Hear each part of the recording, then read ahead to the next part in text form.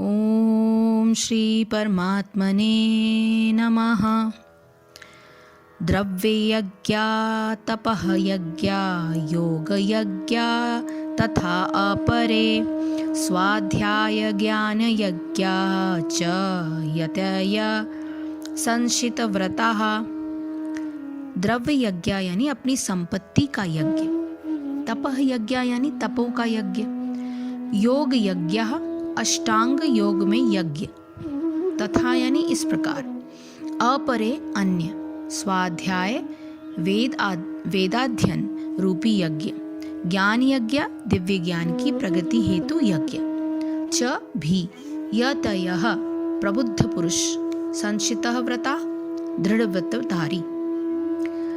कठोर व्रत अंगीकार करके कुछ लोग अपनी संपत्ति का त्याग करके कुछ कठिन तपस्या द्वारा, कुछ अष्टांग योग पद्धति के अभ्यास द्वारा अथवा दिव्य ज्ञान में उन्नति करने के लिए वेदों के अध्ययन द्वारा प्रबुद्ध बनते हैं। इन यज्ञों के कई वर्ग किए जा सकते हैं। बहुत से लोग विविध प्रकार के दान पुण्य द्वारा अपनी संपत्ति का यजन करते हैं। भारत में धनाढ्य व्यापारी या राजवंशी अनेक प्रकार की धर्मार्थ संस्थाएं खोल देते हैं, यथा धर्मशाला, अन्न क्षेत्र, अतिथिशाला, अनाथालय तथा विद्यापीठ। अन्य देशों में भी अनेक अस्पताल, बूढ़ों के लिए आश्रम तथा गरीबों की भोजन, शिक्षा तथा चिकित्सा की सुविधाएं प्रदान करने के दातव्य संस्थान, ये सब दान कर्म द्रव्यमय यज्ञ है। अन्य लोग जीवन में उन्नति करके अथवा उच्च लोकों में जाने के लिए चांद्रायण तथा चातुर्मास्य जैसी विविध तप करते हैं। इन विधियों के अंतर्गत कतिपय कठोर नियमों के अधीन कठिन व्रत करने होते हैं। उदाहरणार्थ, चातुर्मास्य व्रत रखने वाला वर्ष के 4 मासों में यानी जुलाई से अक्टूबर तक बाल नहीं काटता, न ही कतिपय खाद्य वस्तुएं खाता है और न दिन में 2 बार खाता है, न निवास स्थान छोड़कर कहीं जाता है। जीवन के सुखों का ऐसा परित्याग तपोमय यज्ञ कहलाता है। कुछ लोग ऐसे भी हैं जो अनेक योग्य पद्धतियों का अनुसरण करते हैं, यथा पतंजलि पद्धति ब्रह्म में तदाकार होने के लिए, अथवा हठ योग या अष्टांग योग विशेष सिद्धियों के लिए। कुछ लोग समस्त तीर्थ स्थानों की यात्रा करते हैं। ये सारे अनुष्ठान योग यज्ञ कहलाते हैं, जो भौतिक जगत में किसी सिद्धि विशेष के लिए किए जाते हैं। कुछ लोग ऐसे हैं जो विभिन्न वैदिक साहित्य यथा उपनिषद तथा वेदांत सूत्र या सांख्य दर्शन के अध्ययन में अपना ध्यान लगाते हैं। इसे स्वाध्याय यज्ञ कहा जाता है। ये सारे योगी विभिन्न प्रकार के यज्ञों में लगे रहते हैं और उच्च जीवन की तलाश में रहते हैं, किंतु कृष्ण भावनामृत इनसे पृथक है, क्योंकि यह परमेश्वर की प्रत्यक्ष सेवा है। इसे उपर्युक्त किसी भी यज्ञ से प्राप्त नहीं किया जा सकता, अपितु भगवान तथा उनके प्रामाणिक भक्तों की कृपा से ही प्राप्त किया जा सकता है। फलतः कृष्ण भावनामृत दिव्य है। अब इसको थोड़ा सा अलग शब्दों में अगर इसका एक्सप्लेनेशन में करने की कोशिश करूं कि जो ईश्वर अर्पण होता है, कई ऐसे पुरुष हैं, जो इंसान हैं, जो ईश्वर अर्पण बुद्धि से लोक सेवा में द्रव्य लगाने वाले हैं। वैसे ही कई पुरुष या लोग स्वधर्म पालन रूप तप यज्ञ को करने वाले हैं और कई अष्टांग योग रूप में यज्ञों को करने वाले हैं। दूसरे अहिंसा आदि तीक्ष्ण व्रतों से युक्त यत्नशील पुरुष भगवान के नाम का जप तथा भगवत प्राप्ति विषयक शास्त्रों का अध्ययन रूप ज्ञान यज्ञ के करने वाले हैं।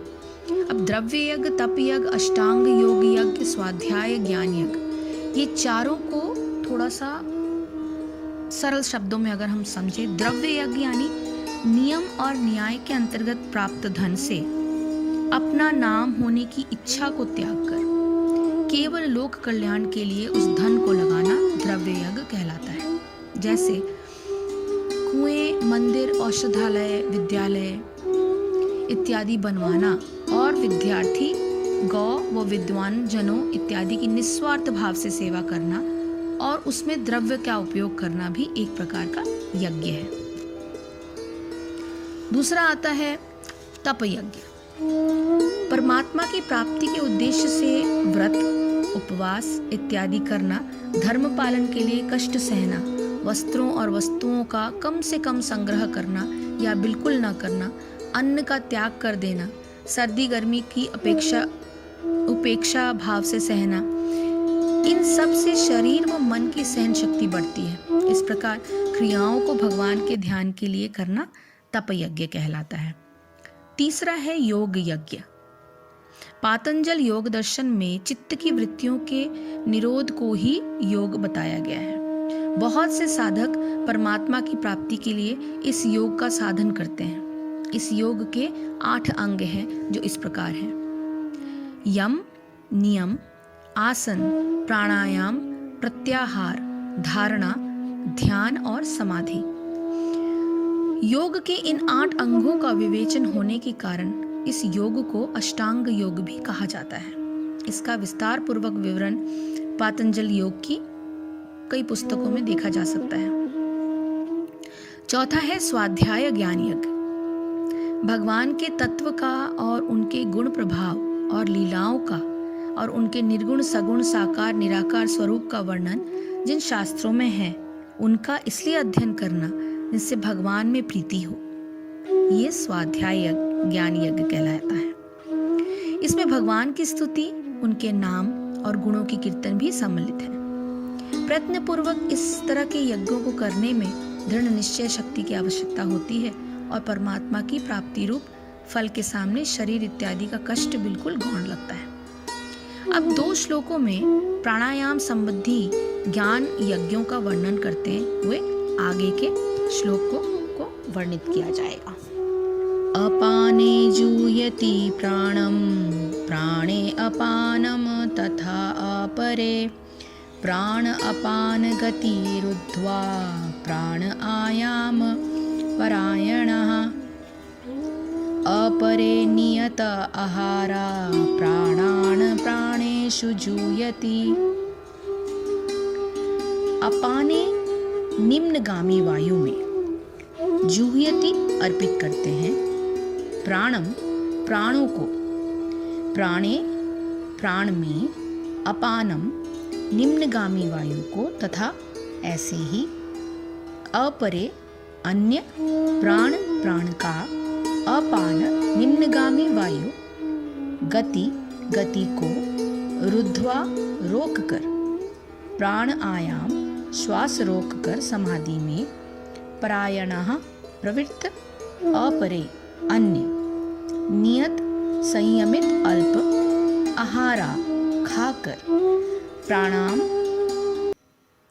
प्राणों को प्राणेषु प्राणों में जूयति हवन करते हैं और अर्पित करते हैं।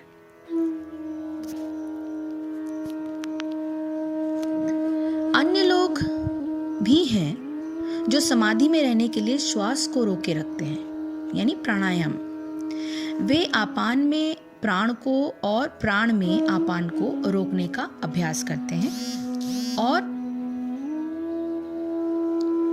आपान में प्राण को और प्राण में आपान को रोकने का अभ्यास करते हैं और अंत में प्राण अपान को रोककर समाधि में रहते हैं। अन्य योगी कम भोजन करके प्राण की प्राण में ही आहुति देते हैं। इसका तात्पर्य यह है कि श्वास को रोकने की योग विधि प्राणायाम कहलाती है। प्रारंभ में हठ योग के विविध आसनों की सहायता से इसका अध्ययन किया जाता है। ये सारी विधियां इंद्रियों को वश में करने तथा आत्म साक्षात्कार की प्रगति के लिए संस्तुत की जाती है। इस विधि में शरीर के भीतर वायु को रोका जाता है जिसमें वायु की गति की दिशा उलट सके। अपान वायु निम्नगामी यानी अधोमुखी है और प्राण वायु ऊर्ध्वगामी। प्राणायाम में योगी विपरीत दिशा में श्वास लेने का तब तक अभ्यास करता है जब तक दोनों वायु उदासीन होकर पूरक अर्थात सम नहीं हो जाती। जब अपान वायु को प्राण वायु में अर्पित कर दिया जाता है तो इसे रेचक कहते हैं। तब प्राण तथा अपान वायुओं को पूर्णतया रोक दिया जाता है तो इसे कुंभक योग कहते हैं। कुंभक योगाभ्यास द्वारा मनुष्य आत्मसिद्धि के लिए जीवन अवधि बढ़ा सकता है। बुद्धिमान योगी एक ही जीवन काल में सिद्धि प्राप्त करने का इच्छुक रहता है। वो दूसरे जीवन की प्रतीक्षा नहीं करता। कुंभक योग के अभ्यास से योगी जीवन अवधि को अनेक वर्षों के लिए बढ़ा सकता है, किंतु भगवान की दिव्य प्रेम भक्ति में स्थित रहने के कारण कृष्ण भावना भावित मनुष्य स्वतः इंद्रियों का नियंता यानी जितेंद्रिय बन जाता है। उसकी इंद्रियां कृष्ण की सेवा में तत्पर रहने के कारण अन्य किसी कार्य में प्रवृत्त होने का अवसर ही नहीं पाती। फलतः जीवन के अंत में उसे स्वतः भगवान कृष्ण के दिव्य पद पर स्थानांतरित कर दिया जाता है। अतः वो दीर्घजीवी बनने का प्रयत्न नहीं करता। वो तुरंत मोक्ष पद को प्राप्त कर लेता है, जैसा कि भगवद गीता में 16 और 26 श्लोकों में कहा गया है। मा च यो व्यभिचारेण भक्ति योगेन सेवते स गुणान समति तयेतान ब्रह्म भूयाय कल्पते। यानी जो व्यक्ति भगवान की निश्चल भक्ति में प्रवृत्त होता है वो प्रकृति के गुणों को लांघ जाता है और तुरंत आध्यात्मिक पद को प्राप्त होता है। कृष्ण भावना भावित व्यक्ति दिव्य अवस्था से प्रारंभ करता है और निरंतर उसी चेतना में रहता है, अतः उसका पतन नहीं होता और अंततः वह भगवत धाम को जाता है। कृष्ण प्रसादम को ही खाते रहने से स्वतः कम खाने की आदत पड़ जाती है। इंद्रिय निग्रह के मामले में कम भोजन करना यानी अल्पाहार अत्यंत लाभप्रद होता है और इंद्रिय निग्रह के बिना भवबंधन से निकल पाना संभव नहीं। कितनी खूबसूरत तरीके से इस चीज को व्याख्या की गई है। और कोई योगी जो आपान वायु में प्राण वायु का हवन करता है, वैसे ही कोई योगी प्राण वायु में आपान वायु को हवन करता है तथा कोई अन्य योगी प्राण और आपान की गति को ही रोक लेता है। ये सब योगी जन प्राणायाम के परायण होते हैं। हरे कृष्ण कृष्ण कृष्ण हरे हरे, हरे राम राम राम हरे हरे। जय श्री कृष्ण, जय गुरुदेव।